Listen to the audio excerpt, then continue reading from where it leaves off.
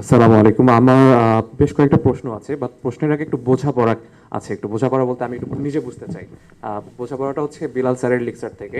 আচ্ছা, উনি আলোচনা একপাশে বলেছিলেন যে আমাদের জাতীয়তাবাদের ভিত্তি যখন ধর্ম হয়, তখন এটার একটা সাস্টেনেবিলিটি থাকে। যেমন ধরেন, আমি আমার ধর্ম হচ্ছে ইসলাম, আমি এই যে বিশ্বাসটা করি, এখন অন্য প্রান্তিক অন্য কোনো মহাদেশে কেউ যদি ইসলাম ধর্মের হয়, তার সাথে আমার খুব একটা কনফ্লিক্ট হয় না আমাদের এটার ভিত্তির কারণে।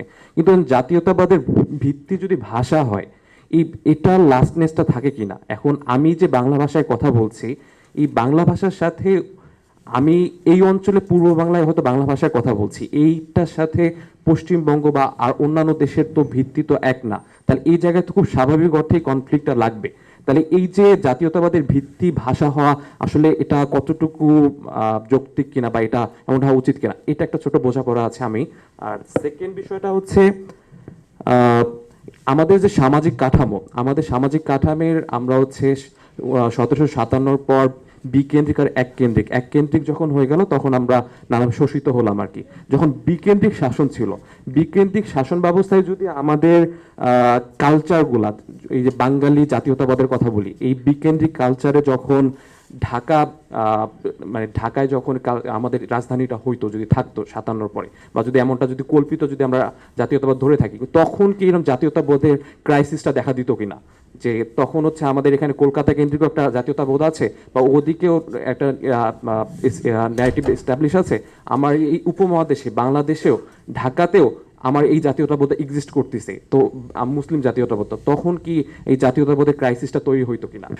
প্রথমত যে কথাটা আসছে, আমি আমার কনসেপচুয়াল ফ্রেমিং বা আমি তাত্ত্বিক প্রেক্ষাপট যখন বিশ্লেষণ করেছি, তখন বলেছি যে জাতীয়তাবাদ এটা একটা মডার্ন কনসেপ্ট। এটা 18-19 শতকে ইউরোপে এটা ছড়িয়ে পড়ে বা এটা অ্যাকসেপ্ট করে, আর 20 শতকে এসে এটা ওয়ার্ল্ড ওয়াইড অ্যাকসেপ্টেড হয় বিকজ অফ টু গেট মানে কলোনাইজেশন থেকে তারা ফ্রি হওয়ার জন্য মানুষ জাতীয়তাবাদকে একটা উইপেন হিসেবে ব্যবহার করে।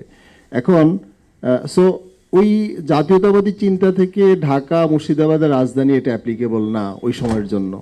এটা হচ্ছে একটা প্রশ্ন উত্তর। দ্বিতীয় যে কথাটি আপনি বলছেন যে জাতীয়তাবাদের ভিত্তি ভাষা হওয়া ঠিক কিনা, আমরা ন্যাশনালিজম যখন ক্লাসে পড়াই, বেসিক কতগুলো টুলস বা এটার বেসিস ধরায় দেই। একটা হচ্ছে ভাষা, আরেকটা সংস্কৃতি, ধর্ম, অঞ্চল, এর বাইরে অনেক অনেক কিছু থাকতে পারে। সো ভাষাভিত্তিক জাতীয়তাবাদ হইতে পারে, অঞ্চল ভিত্তিক হইতে পারে, ধর্মভিত্তিক হইতে পারে, এবং সংস্কৃতি ভিত্তিকও জাতীয়তাবাদ হইতে পারে, এতে কোনো অসুবিধা নাই।